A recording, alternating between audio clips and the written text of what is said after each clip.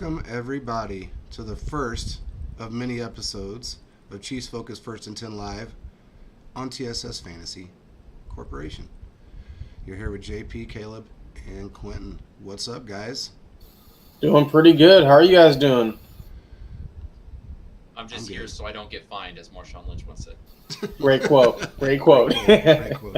Yeah, well, my voice is a little destroyed right now, so bear with me and forgive me for that, but we'll get through this.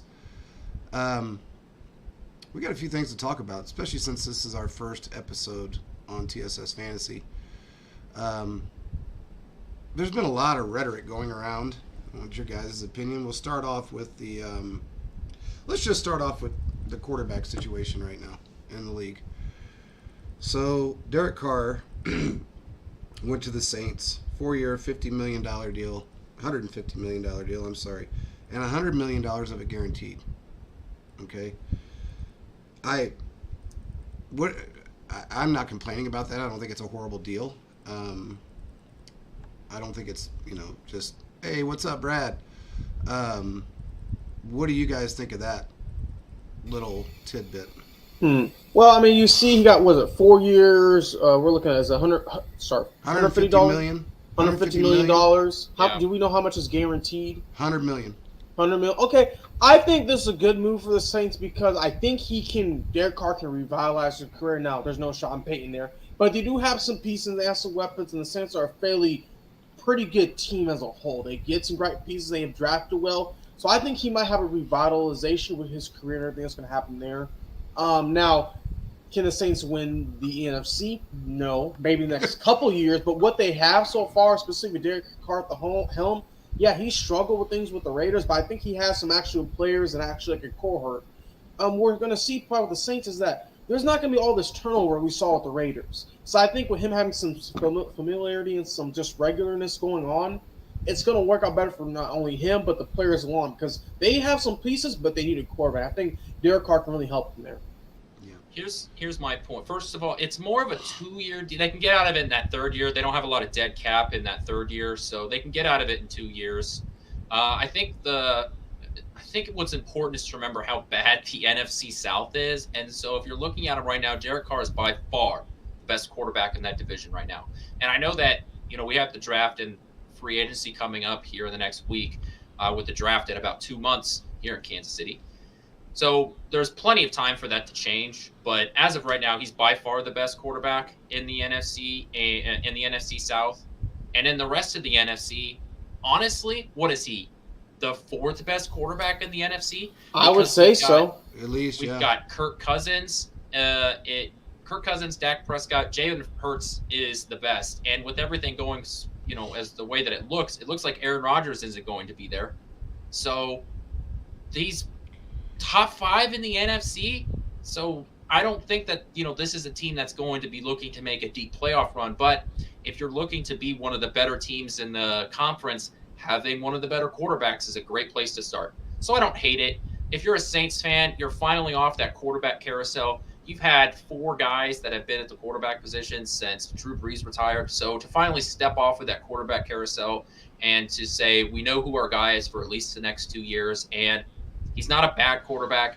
He's a guy that's going to win you some football games. And, at least in theory, he's not going to lose you any football games either.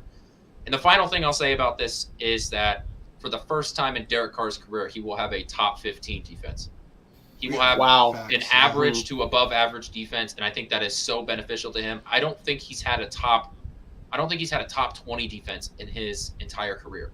That is how bad the Raiders have been. So to move from Las Vegas to New Orleans, I think is an upgrade for him. Good for him. And, best of luck now that you're out of the AFC West. Well, I only have one thing to say about it. I'm glad he's where he's at. I mean, I think it's going to be an upgrade for him and for the Saints. But I will say the way he did the Raiders, I think, was great because they did him dirty in many ways. And, he was actually granted permission to go speak with the Raiders. I mean, with the Saints.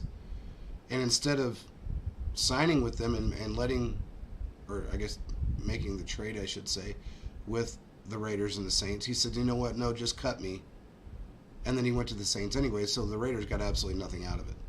And I think that was a pretty smart move on his part because they did him wrong. I've never been a huge Derek Carr fan, but I still think they did him wrong, and I agree with what's up, man? Who we got on here? Patriot Sports Radio, what's up? So I think, I think what he did, it's a little retribution. He needed to do what he needed to do, and he got what he wanted. I'm happy for the guy. Now, moving on. Geno Smith got extended.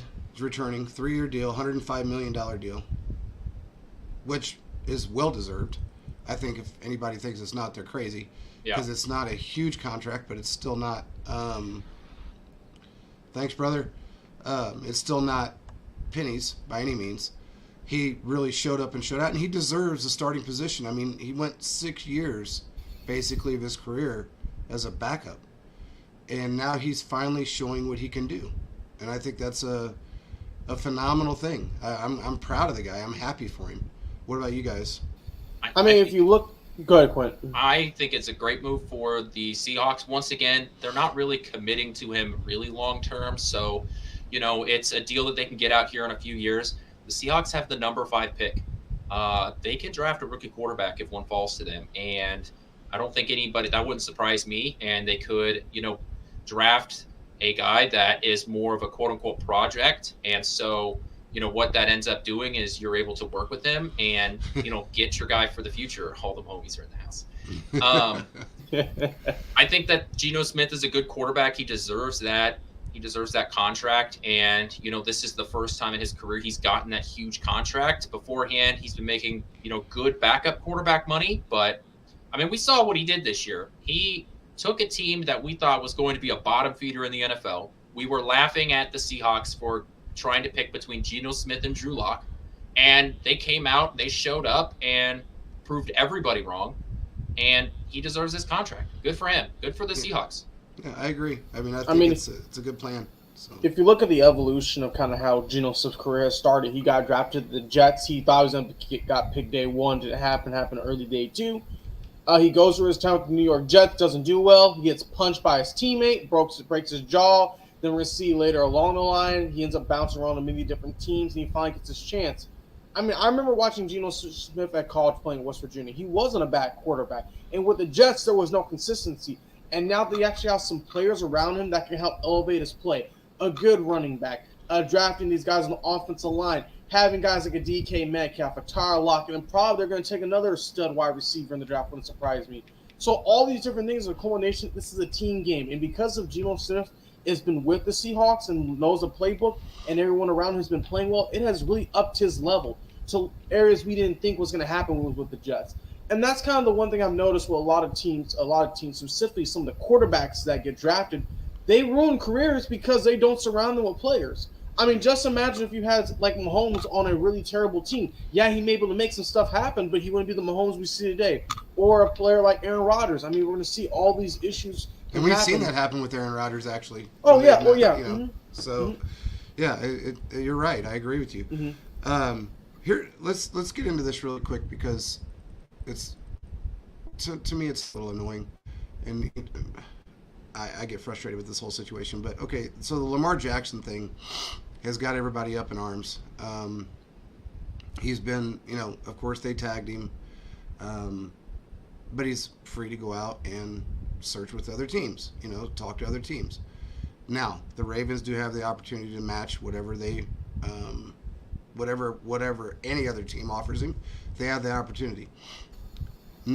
Numerous teams have come out and said they're not interested in him. They're not even going to go after him. I don't believe in that. A lot of it's smoke and mirrors. But here's the thing. What I've seen on Twitter and other social media outlets is kind of ludicrous. They're saying he's not getting paid because it's a race thing. It has absolutely nothing to do with race. There's 3 reasons why. Look, man, if that was the case, you wouldn't have Mahomes. You definitely wouldn't have Deshaun Watson that just got a fully guaranteed $250 million contract after 30 sex scandals. And you wouldn't have Russell Wilson that honestly hasn't played good in 5 years. In fact, the last 2 years he hadn't had a winning record. So, and he's got a fat-ass contract. So, his problem is he needs to get off of his mommy's coattails, find an agent that'll actually work for him, and not ask for $500 million guaranteed, because he's not going to get it. Yes, he's won an MVP. Yes, he's a good quarterback. The difference is that he's a running quarterback with injuries. And they're all making a big deal out of Daniel Jones. Man, I don't think he was worth that kind of money. I don't know what the hell the Giants were thinking. I don't think Jones was worth anywhere near that money, but they signed him for that. Well, let me play the devil's advocate to the whole Lamar Jackson situation. From what I've noticed and seen, Daniel Jones got that contract because the market and everything keeps going up and up and up. The cap, what does it raise, JP? Like 10, 15% a season? 16 Sound this about year. right? Yeah. Something. So we see these contracts going up and up and up. And yeah, does Lamar Jackson, is he a running quarterback? Does he get hurt? Yes. I will say this. From what we've seen Lamar Jackson has done when the Ravens were terrible, when they had a Joe Flacco, or Spring calls him Joe Flacco, who did not did good and were struggling. Lamar Jackson, I don't know if he helped. They didn't win a playoff game, but he helped them get to the playoffs. The next year they end up losing, but every single year he has bumped to more and more and more prominence. And yes, it may be like, yeah, we don't want to give him that much money, but I feel like he deserves something comparable to what he has given to all of Baltimore. For heaven's sakes, guys. He turned down a huge contract. Oh, yeah. So here's the one issue I have, and this is just kind of the whole situation. The Ravens have never gotten him a quality wide receiver, and they don't build around him. They always trade for these top defensive free agents, and they also get these top defensive players in the draft. They don't ever get enough good wide receivers. He's not doing all that running anymore. He can throw the ball now. I mean, Lamar Jackson can do it. And that's my frustration, is like they're not pointing to some of more of his faults by bringing maybe a younger Julio Jones, if there was one like that out there, or an Antonio Brown, things like to help move them along. Because you bring in Sammy Watkins, I mean, I like Sammy, but Sammy's it's at the end of his career. It's not going to work. You got to bring in Somebody prime. Yeah, a guy in his prime. And you got to make sure you have it to where the offense as a whole is going to help benefit everyone. Because, yeah, players may not want to go there because they'll run first, but Lamar's been doing a lot of stuff with his arm lately no one's been talking about. If you can get another prime wide receiver and compare him with Mark Andrews, you're going to be in a good spot. But due to the organization's lack of ability to get players in there and he can be able to keep them consistent, I feel like he deserves a pretty decent contract, regardless if he doesn't age it or not. Yeah, so here's I'll get my take out, JP, and then I'll hand it over to you. Man. So here's my take on it. One, I think it's a combination of the both of what you guys are talking about. I think his biggest problem is he doesn't have an agent, because it's so hard to be able to open up conversations with the organization without that agent. And there's a couple of reasons why. First of all, I don't know if you're going in and you're talking to your boss about what you should get a raise or not, and you're having that conversation. Well, your boss is going to tell you, it's like, hey, here's the things that you need to work on. This is why you're worth this much. And then on the other side, you're trying to say, that's not a problem. I'm worth this much. And by having an agent, a middleman that can be able to sort of take over some of that, it doesn't become personal. So I feel like part of the issue is that by having those direct conversations, those conversations then become personal, and they should. They're business deals. You need to have somebody who can step in and have those conversations. The other thing is that these are complicated contracts, especially quarterback contracts. They're getting so complicated with all of the different language that gets put in there. I think it was Darrelle Revis that went basically year to year towards the end of his career, where he would go year to year contracts. Having a corner versus a quarterback contract are much different, because you don't have the amount of stats and the amount of incentives that kick in terms of quarterback contracts. Okay. So I think from there, the fact that he doesn't have an agent is a problem, and he continues to shoot himself in the foot because he doesn't have an agent. There are rumors going out there now that he missed out on a shoe deal because he didn't have an agent. So this is he's lost money because he doesn't have an agent. That's just a fact. I think that's a huge problem. That's 80% of the problem, if not more. He needs to get an agent, because he needs to get somebody who understands how these contracts work, who does this for their job, because I don't care how good of a quarterback you are, you can only be great at so many things, and you need to be the best quarterback that you can be, not the best quarterback and agent you can be. Focus on football, let somebody else deal with the business dealings, and not your mom. Because, I love my mom, but I don't know if my mom would have the best business interests in my mind. She would try and she would do everything that she can, but that's not her forte. That's not her, that's not what her job is. Her job is to be my mom. Okay? So That's the difference. I mean, you can't mix the two, especially for somebody that's never been in a position to be any type of an agent or negotiate any kind of a contract like that. Look, man, these aren't little contracts. These are very complicated. So multi-million-dollar contracts with years and bonuses, and and I understand, and maybe you feel like it's something he needs to do. Hey, if he wants to bag, I don't know, maybe get Drew Rosenhaus and see what he can do there for you. Drew would have got him paid 2 years ago. Yeah, probably. You got to get an agent. We see here it's just a player who's great at football but doesn't understand, it seems, the business side in certain aspects fully from a whole corporate understanding and knowledge, and that's kind of where it's hurting him. Now, could that possibly change for him? I would agree so, but I will say this: some of the other teams that could want him, like the Jets, the Falcons, the 49ers, somehow throw them in the mix. I mean, he's going to be balling on those teams. So, but I do agree. I think he needs to make sure he has an agent in place. And I know people have, like JP said, been throwing stuff all over Twitter. It's just one of those things where I just feel like, yeah, it's kind of sucks because such and such got a contract and they're not good, but kind of like the freight car situation, market value, kind of way how contracts and things go up. At the end of the day, the numbers are going to keep rising, and people are going to be kind of like, what's happening here? Well, it's all going to work out. It's similar to what Daniel Jones asked for. Another team. Huh? Yeah, I mean, Daniel Jones asked for like $50 million a year. That's what he was trying to get. That's what his agent tried to get him. He got 40. Yeah, but that's his agent's job. And the last thing I want to say about Lamar Jackson, then we can move on to Danny Dimes himself, or Danny Dollars at this point. When we are looking at Lamar Jackson, he's a better quarterback than he was when he first came into the league. We view him as a running quarterback because he's so electric. The guy can sling the ball. He can throw the ball. He can make those good throws, hit the tight windows. Lamar Jackson is a full quarterback, and it's just that I think sometimes we dock him because for a lot of people and a lot of fans, you view him as a running quarterback first. But Lamar Jackson is a complete quarterback. He's an exciting player. He puts butts in seats, and he's a benefit to your franchise. Lamar Jackson needs to get an agent, and he needs to figure it out. Now, the exclusive or the non-exclusive franchise tag means that he's allowed to go to other organizations to try and figure out a contract. The problem is that who the hell are these other organizations going to call? Are you going to call Lamar Jackson's mom? Because I can only imagine how difficult it's going to be to try and get another contract negotiation started because he doesn't have a freaking agent. Get an agent. And that might be part of the reason why some of these teams aren't interested in dealing with him. I have to imagine that at least for some of them, that has to be part of the reason, is that you just don't know how this is going to go. And the more and more people that are bidding for your services, the better your contract is going to be. So even if you don't want to go to one of the teams, the fact that they should be a part of the conversation and they're not because you don't have an agent, you should just get the agent. I don't care the 3% that you have to pay based on your contract. Like 2 commercials can solve that. And if you have an agent, you can get those commercials. Yeah. All right, before we go to anything else, let's do a real quick commercial break and we'll be right back. Underdog Fantasy is here to save your post-fantasy football season blues. The easiest place to play and win with the Underdog Fantasy app. Get up to 20 times your money in a single night with our Pick'em contests.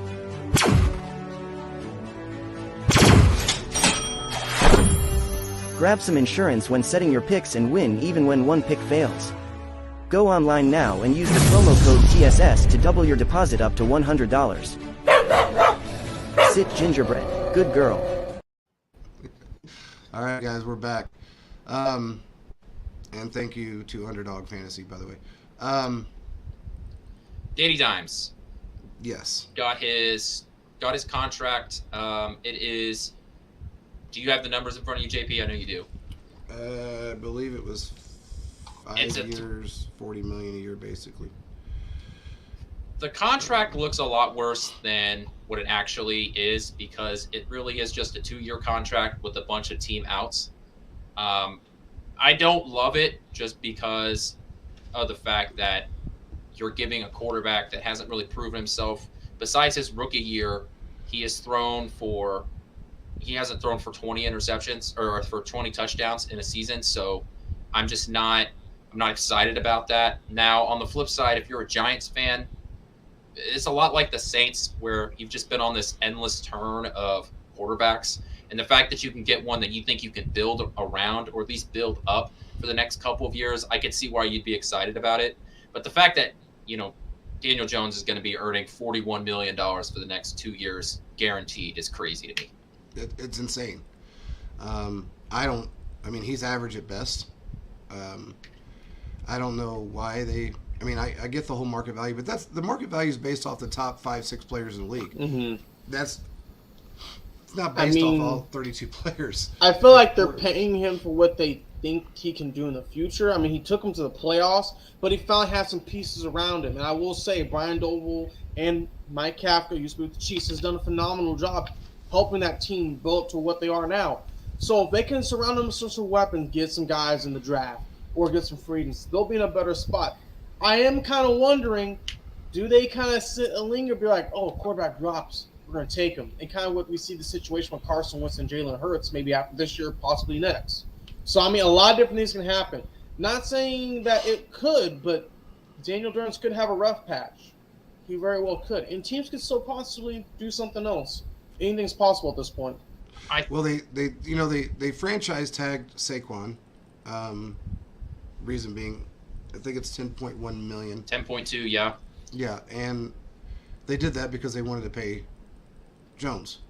So, look, if you're gonna put weapons around you, he's one of the best. Even though he's a running back, he's a great wide receiver as well. Oh, scat for sure. back. So you're and anybody that's ever listened to me knows that I love Saquon Barkley. I always have.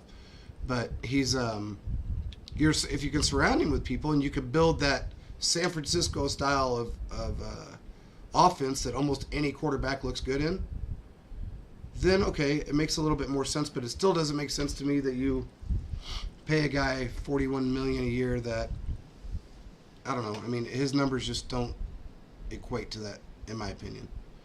I think the fact that they wanted to, both Saquon and Daniel Jones were up at the same time, I think really put the Giants in a tough spot, because you can only use the one franchise tag. Yeah. And I think that's how Daniel Jones was able to get a little bit more money out of the Giants, was because they knew that they needed to get a deal done. And Daniel Jones had more time than the Giants did, because he could have just waited it out. But the Giants wanted to keep Saquon around. So the fact that there was that, I think Daniel Jones just had more leverage in the negotiation, because the Giants were on a time frame there and he wasn't. So I think it's a lot of money, but like I said, there are some team outs in the next couple of years. So if you don't think, if he regresses back to what he has been in the past, then, the Giants can go back to the drawing board and get themselves a new quarterback moving forward. Yeah, it's definitely not like the Carr contract, because regardless, he's guaranteed $100 million of that $150. So he's getting his bag no matter what. Daniel Jones probably not. But anyway, moving on. Calvin Ridley got reinstated after his year of suspension for gambling on himself, I believe. He didn't gamble on himself. He gambled for his team, but he did it when he was injured and out. That's right. Yeah. That's he when did bet on his team to win, but regardless, if you're gonna do it, make sure you got a buddy doing it. But whatever. Or don't do it on the app that pays money to the NFL. Yeah, exactly. That's a good point. That's a very good point. You don't want your name attached to that. But anyway, he's reinstated.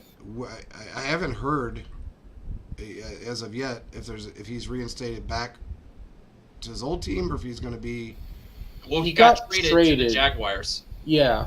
He did get traded. Yeah, he got traded to the Jaguars. That was one of the last, it sort of came out of nowhere right at the deadline, where he got traded to the Jaguars. So he got reinstated. He will be a Jacksonville Jaguar moving forward. And hey, man, that's great for Trevor. Yeah, I think another weapon. It was an interesting move. I think it was a lot like the Kadarius Toney trade, except there was no way for him to impact that season. So, it'll be interesting to see what happens. I think that he was a guy that was starting to peak out, especially after Julio Jones left, right? So there was that open spot on that team, and Calvin Ridley was really starting to blow up in terms of his stats. So it'll make the Jaguars more difficult. It'll make them stronger on the offense. So Yeah. it'll make the AFC even more interesting, which is crazy to think that's even possible at this point. Yeah, I agree. Especially given the fact that they got a great head coach. I mean, he's really brought the best out in his quarterback, and now you add some weapons. Somebody like him that's phenomenal. It's just going to make him look that much better, and that much tougher to beat. And I guarantee you, he's been trained, so he's going to come out with a vengeance. Oh, He's been trained, I guarantee you. Yeah, he has. Part of me is wondering how much credit we should give Doug Peterson, because a box of rocks would have been a better head coach than Urban Meyer. But I don't want to throw shade at Doug Peterson, anyways. Oh, look at what Doug's done, though. I mean, the guy won a Super Bowl with Nick Foles. That's true. I mean, come on, man. And Nick Foles, I mean, I don't want to say anything negative, but he's a weird dude. He says some off-the-wall Woodstock crap. I don't know what the hell he's on. I don't know if he does the whole peyote thing. I really don't know what it is. But, man, you listen to that guy's press conferences, and it's like, whatever, man. Peace out, brothers. Yeah. He's a weird guy. But I think, given the fact that Trevor's turned into a better quarterback, you got a great head coach, you give them some weapons, they're going to be a team to beat next year. They're going to be a tougher football team. They are. Now, sticking with the quarterback thing really quick, and then we'll get off this quarterback thing. Aaron Rodgers came back from his sabbatical. His hobbit hole. Oh my! Have you seen the video where he was saying, "I was like, go ahead, JP. We'll talk about that later." No, go it ahead. was weird. I think it's comical. I'll just say it was very interesting to see kind of how it'll unfold. But continue. Yeah. So he has been given permission to speak with other teams, and we talked about this on our own show, Chiefs Focus First and 10 Live, that we thought this was going to happen. He's either going to. I mean, I was under the impression he was probably going to stay with Green Bay, and I still feel like he may, unless he retires. But he does have permission to speak with other teams. So, what do you guys think? Where do you think he's going to end up if he goes somewhere else? If I were the Packers, I would upsell him so high, similar to how the Seahawks did Russell Wilson. They can easily get a good package of picks, 4, 5 picks maybe, no less than 3 good picks. I mean, if I were him, if there's several different options. One team I'm thinking of right now is the Jets. You already got some weapons there. You got a good coach. They have a defense. That's something Rodgers hasn't had in many, many, many years. Another team could possibly be this is a dark horse team, could be possibly the what are they called? Not the Giants. The Dolphins. That could be another team out there. But I feel like the number one team that could really benefit would be the Jets. They just have a lot more things going for them, and have a lot more players as a whole. Yeah, I feel like that's going to help up this game. The Jets have already met with Aaron Rodgers. They met today. Their owner flew out and talked to them. So I think the Jets are definitely the number one team right now. I have been on the Aaron Rodgers stays in Green Bay wagon for so long. I don't want to jump off of it, but I could not disagree with you more in terms of what compensation that he would get in a trade, because his contract is so big. It's damn near $60 million. And then on top of that, if he's so old and late in his career, that are you really going to spend that much draft assets to get a guy for 1 year? I don't know, man. Teams might get desperate. They may do the all chips and put all the chips on the table and go all in. I agree. It could be a lot, but I feel like there would be that one team that would probably give a little bit more than what they actually should. I think the Jets just need to copy and paste the Brett Favre trade, where Brett Favre ended up in New York for a 3rd or 4th round pick, and it was really built on how much playing time and how successful the team was. So because he got injured that year, he got traded to New York. It ended up being a 4th round pick, but if they would have made the playoffs, it would have been one up. If he would have been won a playoff game, it would have been up. So I think that the Jets need to do the same thing in this trade, where it's okay, if they don't make the playoffs, it's a 4th round pick. If they make the playoffs, it's a 3rd round pick, so on and so forth. And then if he stays another year, you could say, okay, it's now you can get another pick because of that. I think that's the only way you can really make it work, because otherwise you're going to give up so much draft assets for a guy that is probably not going to be there that long, and you're going to end up screwing the Jets over. And I just don't think that, even if they're that desperate, I don't know if they end up screwing themselves over by paying a quarterback $60 million and then giving up the farm for him. Generally speaking, it's you either pay the full contract with a little bit of compensation, or you pay the full contract and you give up a lot of compensation. Or, That's fair. on the flip side of that, I'm going to play the devil's advocate on this, because Aaron Rodgers, in my opinion, is leaps and bounds better than Brett Favre was when they traded him to the Jets. I've heard through various people that he did not want to follow the Brett Favre wagon. You know, he didn't want to jump from Green Bay to the Jets and then go to another team. He just didn't want to follow that wagon. As far as his contract is concerned, if he were to go to the Jets, they could easily extend that contract out and save themselves a headache, and also save themselves the stress of worrying about what he's going to do for a year or so. Not give him an out for retirement for 3 years. Look, you want to come here? You got to sign a 4-year deal. Got to play at least 3 years. We're going to extend your $60 million out, and we may add some bonuses in there. We may add this in there. Here's your guarantee, but you got to play a minimum of 3 years with us, because it would be a waste for them if they didn't do it that way. And I think the Jets would be smart enough to go that route. I wouldn't sign him either if I thought he was going to retire the next year. I just wouldn't do it. Oh yeah, with all this up in the air, will I play? Will I not? They gotta take measures like that, and that makes sense. Yeah, I just don't think that it. I think then you're turning into sort of a Russell Wilson situation, where you're bringing a guy in and then you extend him and he turns out to be, hot garbage. I also don't think that Aaron Rodgers is going to look any better next year. I think that he's on the downside of his career, and maybe this is a hot take, but I just don't think that Aaron Rodgers is going to look much better, if at all, than what he did this year. So I feel like if you put some weapons around him, he's going to look pretty damn good. I mean, the guy did win back-to-back MVPs prior to this season, or this past season, and they just gave him nothing this last year. I mean, the guy had nothing but a bunch of rookies and an IR Sammy Watkins. So, I feel like, and he still came out and did the best he could possibly do with what they gave him. I don't know. I feel like he's got some gas left in the tank, and I feel like he's probably got a good 3 or 4 years left in him. His arm strength is there. His accuracy's there. He's still mobile. I don't know. I think his whole demeanor has made it very difficult for teams to want to sign him. Yeah. Just because of his weirdness. That'll be great in the New York market too. Oh, for sure. Because New York is definitely, between New York, Philly, we're talking about one of the harshest media markets in the country, and I would just love to see some of the drama coming out of those press conferences. Is going to be great for content. It's going to be interesting. I'll tell you that. It'll be very interesting. And that may be the reason why he stays in Green Bay. Just for that reason alone. Anyway, so we had some Chiefs news. We got to bring this up because we are a Chiefs podcast. They released Frank Clark, which hurt my soul. Didn't expect that to happen. Apparently they couldn't come to an agreement on numbers.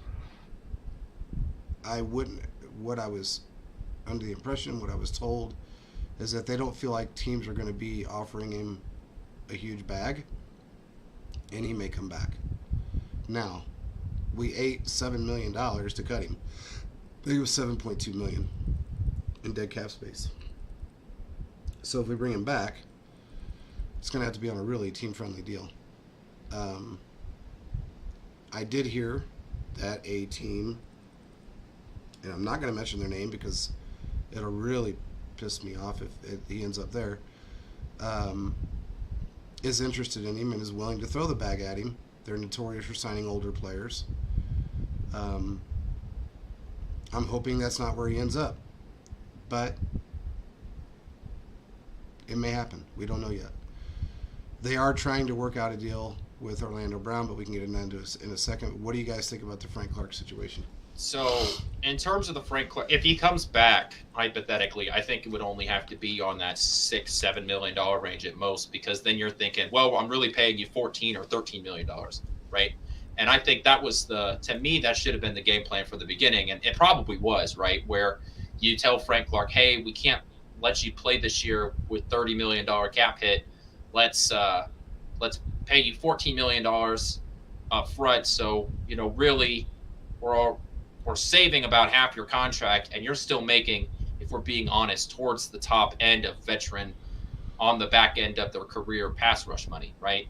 Yeah. I would love to see the contract that was offered and what numbers were being thrown around, because I can't imagine it was anything else but that, just because of the way that, these things are structured. I also thought that they were working out an extension too, where it's like, hey, we're going to do this over the next 2 or 3 years. So they were trying to add years on the end of the contract too. So I would we'll never see that contract that was being negotiated, but I would love to see it. I think this puts more pressure on the Chiefs. Now, there are going to be some veteran pass rushers that are going to be cut. There are every year. There are going to be guys like Frank Clark that are just cap cuts. And so even if the Chiefs aren't able to bring back Frank Clark, his production on the field is replaceable, right? He was not this excellent pass rusher throughout the regular season. Postseason is, something else. But, being able to replace his production on the field, especially during the regular season, is not going to be that difficult. There are always guys that you can get, rotational pass rushers, in the offseason. Chiefs were able to bring in Carlos Dunlap in literally the second day of camp. So there are options. I'm not worried about that. And I think it's unfortunate, because I do think that Frank Clark provided more for this team in the playoffs, and specifically in the pass rush room. Just ask George Karlaftis his thoughts on Frank Clark. Exactly.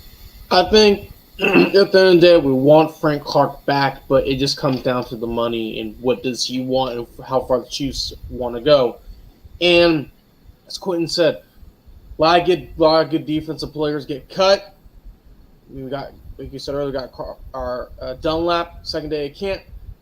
I think they can bring back Frank, but it's the business and the nature how things have played out. Unfortunately, we're at a point now where he wants this top tier money, but the Chiefs want to have it to where, no, we have these stipulations in place. And I feel like the guarantee money has probably been the issue. That's how I feel personally.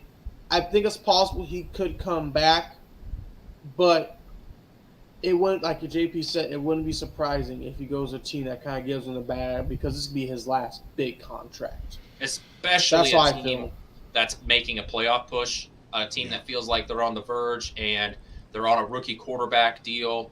Those are the kind of teams that come to mind, that have some extra cap space. It can just give him, specific team that signed somebody for a ridiculous contract and then they got injured and couldn't play the rest of the season. I'm not throwing out any hints or anything. Yeah, anyway, but there are a lot of there are a lot of options for Frank Clark moving forward. Guys like him get cut and signed every offseason, and so if he wants to play football next year, somebody will give him the money he's looking for, and he will be back on a football field. I hope here in Kansas City, but the fact they weren't able to get anything done, it does make me worried that he's not going to be able to come back. Yeah, I mean, we'll have to see how that plays out.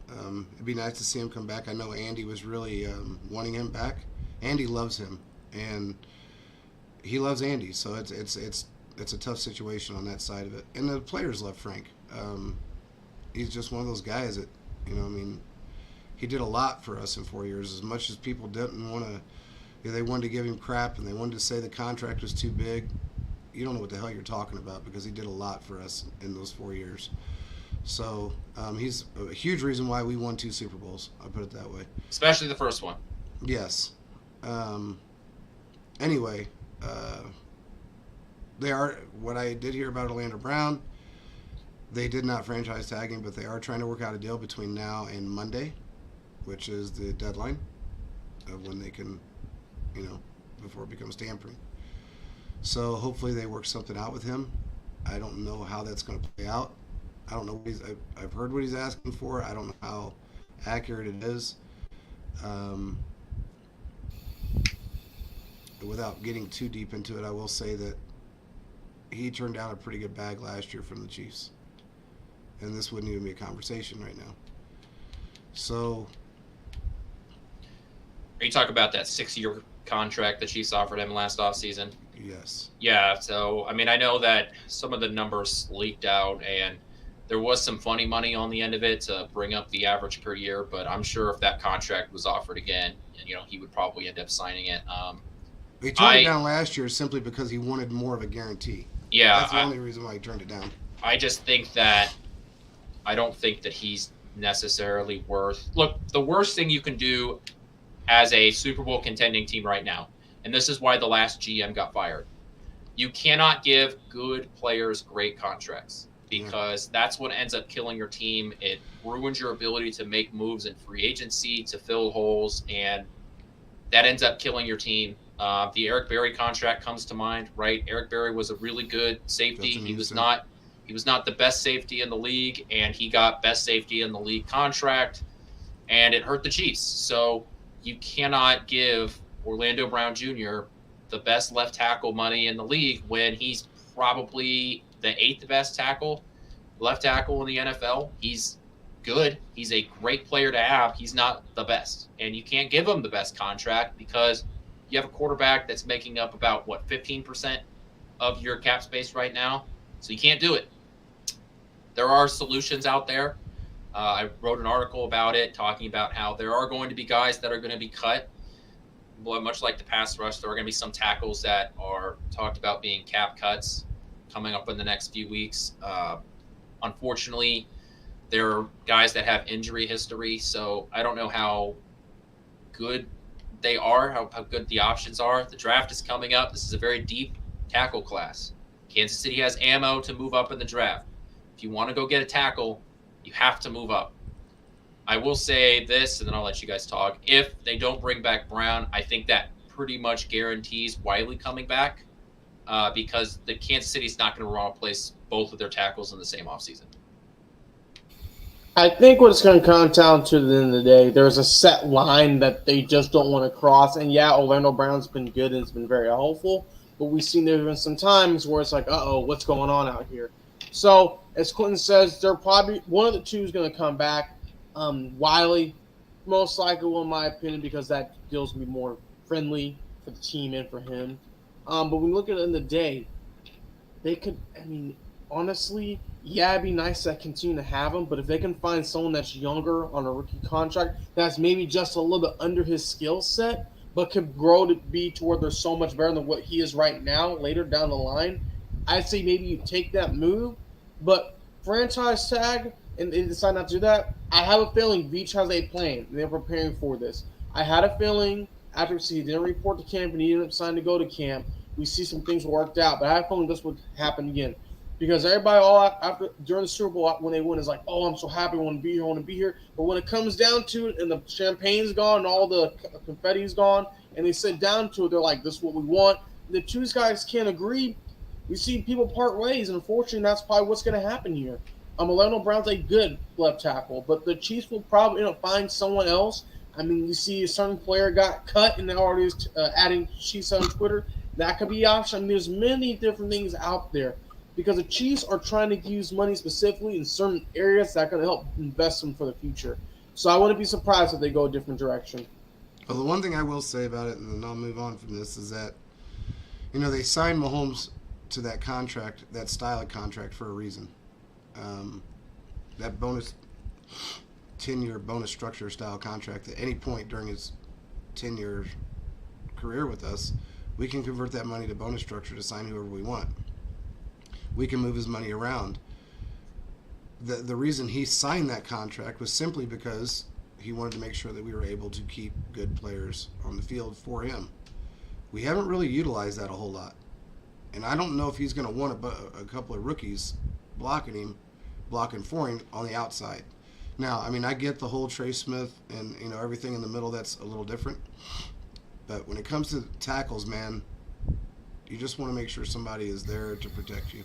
But I feel like Mahomes knows where there's a line you can't cross when it comes to the threshold. Even Orlando Brown should know at a certain point you're not worth this X amount of dollars. You're this, moving the bar back a couple inches. And I think Mahomes knows that. But I think it's going to come to a little bit on the Chiefs side, but mainly on Brown's side. Kind of okay. Let's try to figure something out. There's going to Got to be a middle ground somewhere. Because Okay. hey, he can be in those commercials, the Hy-Vee ones. Let me talk about my best friend. It's going to be Kelsey, Mahomes, and now we're going to put Brown. Or we can see it's going to be also thing is Mahomes getting some commercials. I mean, those other deals we see over time can help make that difference. Plus, JP always said this. The playoff games, every time they win, they get X amount of dollars. That can make up with some of this stuff. So I think things can be figured out. But unfortunately, I think if this does not happen, I just don't see him coming back. I see him going to just another team. And maybe they got maybe Hy-Vees. You know, they got the Patrick Mahomes, they got the Mahomes flakes, they got the Kelsey flakes. I don't know if they want to call them Brown flakes. I don't know if anybody would want to buy that, but maybe that's the next move. They just get Orlando Brown cereal for the next season. Anything's possible. They could figure. Hey, do some on Price Chopper. I mean, you never know. They'll figure something out. Yeah. I think at the end of the day, it's gonna be interesting. If what will probably happen is this: either he's going to test the mark, and some team's going to throw it back at him. He's like, I can't refuse that, or it's going to be against 3 teams, and the Chiefs are going to be one of them. At the end of the day, we're going to see they'll end up going to a better situation, possibly. That's only if Mahomes can't convince him. But we saw what Mahomes did; it got him to go. So I think there's some chance where some pressure can be applied. I think they are good friends, so I mean that plays a huge part in it. They are good friends, so that's going to be. We'll have to see how it plays out for both of those guys, for that matter. There has been some talk about Thornhill and whether he's coming back or not. I've been on the record for probably since November that I don't think Thornhill's coming back to this team. Yeah. Now, the fact that there's been no conversations about it, nothing. There has been no conversations about it at all. I don't think he's coming back. Sometimes that's either a good or a bad thing. If they're, sometimes no news is good news. But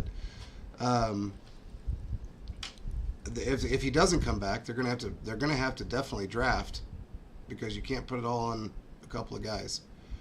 If only somebody wrote an article last week about a potential safety they could draft from Boise State. Or I wonder who. Yeah, I don't know who that guy was. It's the beard of knowledge. So if we look at it from that standpoint, they're going to have to figure out a way of bringing somebody in that's good. I am not a proponent of dumping everybody every year. I'm just not. You gotta keep your core players. One thing I will say, wide receiver wise, Mahomes is probably going to play with everybody he played with this year. At the 99% chance that everybody that was on the field in 2022 will be on the field in 2023 as far as the wide receivers are concerned. The only one that I would almost, and I'm talking about starters, when I say MVS, Juju, guys like that, Tony. Yeah. Now, the only one that I would be a little bit hesitant on saying that with is Hardman, but I have heard that he may come back, depending on how he heals up, and he may come back for this next season with the Chiefs. They may sign him to a deal.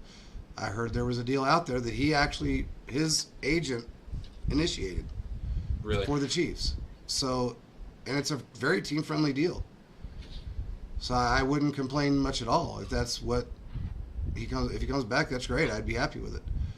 But we'll just have to see how that plays out. But it does seem like all the wide receivers are coming back. I'm hoping McKinnon comes back. I would love to see him back on the field with us. Philip said something here. Let's see what got going on. Jordan Battle, yeah. He's been talking about him. Hey, I wouldn't hurt. It wouldn't hurt. Alabama defensive players.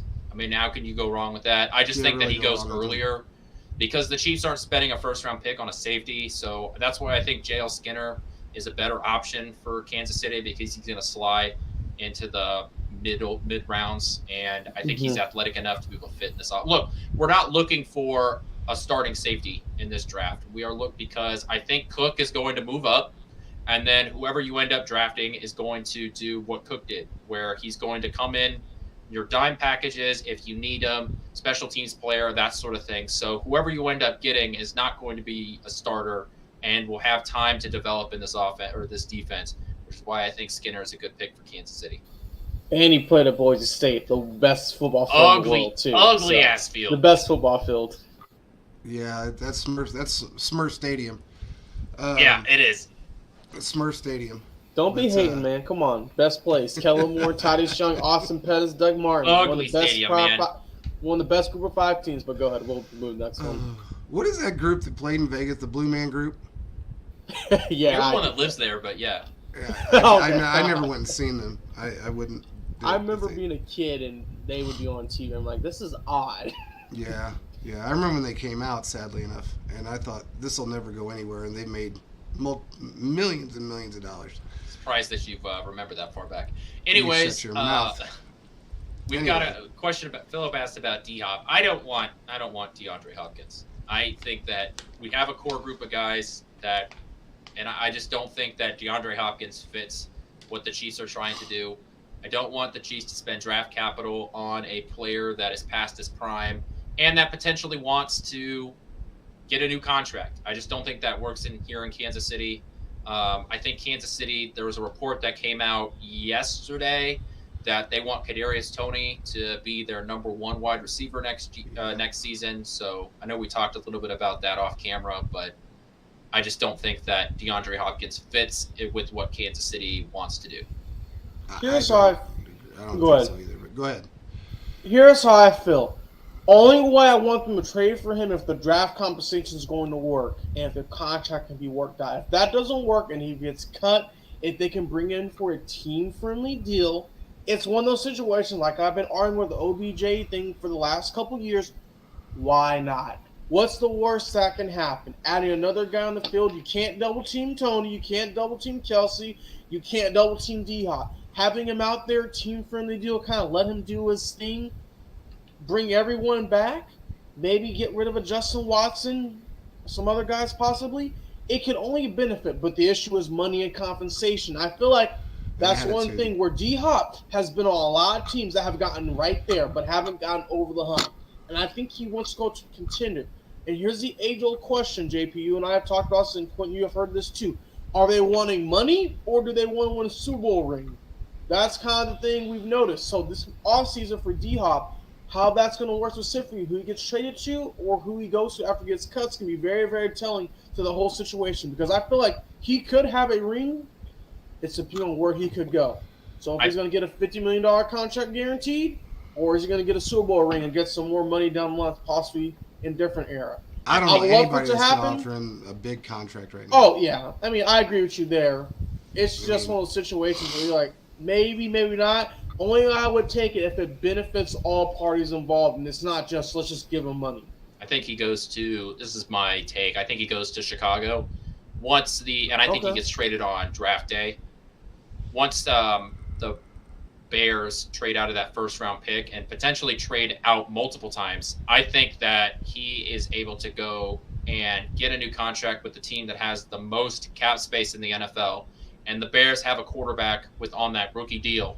So there's no worry about him exploding up and being, getting a new $50 million deal within the next couple of years. So you have the cap space, plus you need to see if, he's the guy, if Justin Fields is the guy. So I think he fits perfectly with the Bears, and I think he'll go to Chicago after, the Bears trade away that first-round pick. They'll get some later picks that they can send back to Arizona. That's my take on it. Don't they have to cut him fairly quick, or they got to pay him? No, they've got their cap space is figured out. He wouldn't be a cap space cut. He's got 2 years left on his deal. Oh yeah, he does. That's right, 2 years left. Well, I don't know. I don't know if he'd fit within our system very well. I feel like he's a guy that wants to be that number 1 guy, and they want Tony for that. They want Tony to be that number 1 wide receiver. I don't know if he would. Again, we don't want the Browns situation. You don't want a bunch of egos in one room, and that's what happened with the Browns with John Dorsey, and we all know how that turned out. So I feel like he thinks he's worth a lot more at 31 years old than he actually is worth. That's just my opinion, and I could be wrong. Maybe he's maybe he's at a point in his career where he just wants to win a ring and will take a little less money. He's made a lot of money in his career, so it's not like he's hurting. Well, he shouldn't be anyway, I should say. God knows. But if he's wanting, I just don't know how he'd fit. I don't know how he would fit within our system. That's my only qualm with him, is I just don't know if he would fit within the system the way we're structured. But other than that, I mean, hey man, if we can get him dirt cheap, we can get him dirt cheap. But I don't know. We'll just have to see how it plays out. I don't know as far as trade capital is concerned. Yeah, we've got a lot of trade capital, but we're not going to give up no first, second, third. Yeah, they're going to keep those picks. Maybe for like a 5th round pick, but then what's the compensation going to happen on the money end too? Exactly. So it's a lot of things got to happen. Yeah, there's so especially many if Kansas parts. City wants to move up in the draft in the first round to try and draft a tackle. You know, I know you have a lot of picks. They're probably going to end up with around 11 with the comp picks coming in, but you got to remember that Kansas City's in a position where they're not just drafting for this year. They're drafting for next year too, which one of my hot takes I will share with tomorrow about some of the areas Kansas City will draft in and what that means. But just a little tease for tomorrow. We have a new segment that we're going to debut today. Okay. Caleb, what were you thinking? What were you All the thinking? clown noises and stuff in the background. We'll get that figured in. But what were you thinking? I Don't saw explain it to us. an atrocious take today, and it made me realize that the internet is full of horrible NFL takes, and I remember that some of these people are allowed to vote, and it hurts my feelings. So I decided that I wanted to introduce this segment where we are going to just talk about the stupid things we see on the internet and vent about them and talk about how stupid some people are with their football takes. So I was on the internet and I saw this lovely take. Okay, it says that this is about the quarterbacks in the NFL, and it says Jimmy G is a top 10 quarterback in the NFL, while running backs playing the quarterback position are junk, like Justin Fields and Trey Lance. So, okay, Jimmy Garoppolo. There are two parts to this. First of all, Jimmy Garoppolo is not a top 10 quarterback. Get that out of here. Do we even need to talk about this, or can we just all agree? Can the chat agree? Can we all agree that Jimmy Garoppolo is not a top 10 quarterback? Yeah, he ain't top 10. I don't even know if he's a top 20, but we'll go on. Okay, we can move on. We can move on for that. The best ability is availability, and my dude's got an F in that. Okay? Get out of here. Yeah. All right. That right there, the fact that already just upset me when I read that. And then the other part is that why are we hating on quarterbacks that are mobile? Like, Justin Fields is an incredible athlete and has been in the league 1 year. Haven't we seen that this is the trend that quarterbacks are going anyways? That we're getting more and more mobile quarterbacks in the NFL, and that the NFL needs to embrace it rather than run away from it, because Justin Fields is an exciting player to watch. Lamar Jackson and Hurts, like all of these guys are exciting players to watch. They make the game more entertaining, and they put pressure on the defense. And as long as they can just continue to improve their ability to throw, they're great for the NFL. I would much rather have Justin Fields on my team than Jimmy Garoppolo, 100 out of 100 times. Well, I will say this. I can imagine that take probably came from Jimmy Garoppolo's stripper girlfriend's boyfriend, because no one else would say that. Nobody else would say that unless it's the guy that is hanging out with Jimmy and his stripper girlfriend when they shouldn't be hanging out together anyway. Who knows what kind of freaky crap they got going on, but anybody in their right mind would never say something like that if they understand the game of football. Look, Justin Fields, I've always been a fan of his. He got a raw deal in Chicago. Everybody that goes there, including coaches, get a raw deal, so it's not like it's anything new. I think he's Trey Lance. Poor guy. Look what happened to him. I mean, it wasn't expected, but it happened. I think these mobile quarterbacks, that's why you see offensive lines are building to protect these quarterbacks that run. Because, I mean, look, sorry, but some of the top paid quarterbacks in the league are mobile. I mean, you look at Brady, he was the least mobile guy, had bricks for feet. The guy, I mean, honest to God, he ran like, I don't know what the hell he ran like. Like a brick house. Like a brick. Beat in the Definitely sand. wasn't a human being. He was everybody says, well, he took a pay cut, blah, blah, blah. No, he didn't. He stayed where he was comfortable, and he was the 17th highest paid quarterback when he left New England. It's simple as that. He stayed where he was comfortable because he had what he needed to succeed. And on top of that, if you have seen the crazy athletes that are coming into the combine, these pass rushers, in today's NFL, you have to be mobile. Not even just mobile like to get yards, when the middle of the field is open to get a first down. I mean mobile in the sense you have to move around in the pocket because we've got 320-pound men running like 440s. Okay? These are insane athletes that are trying to eat quarterbacks nowadays. You have to be able to move around in the pocket. Yeah. My whole take on the situation of this, and I'm just kind of started back. We're going to see there were some more mobile quarterbacks in the 60s, 70s, different game. The first true guy we saw was Randall Cunningham. You guys probably saw him. We see he was with the Eagles. Yeah. What's going to happen is whenever Randall Cunningham does his thing, did really, really well. Then we had Michael Vick. People are going against Michael Vick in the things he did on the football field. Then we get a Cam Newton. Phenomenal athlete. And now we're seeing the athletes of the day, a Lamar Jackson, a Patrick Mahomes who has that old man Trout who people don't think he can run that fast, but he can. And we got Lamar Jackson. This is what the game is. The game from the 90s to now has been more of an air raid speed up. Let's move it. We're not going to be stuck. We're going to be in the pocket for 5 seconds, hold the ball. No, Mahomes sees something, he's going to take it. If Lamar sees something, he's going to take it. So at the end of the day, this just shows me this man doesn't have much football knowledge and is kind of just relying on things that they see and not understanding things the full picture. That's all I have to say there. Yeah, I agree. Well, we have kind of run out of time.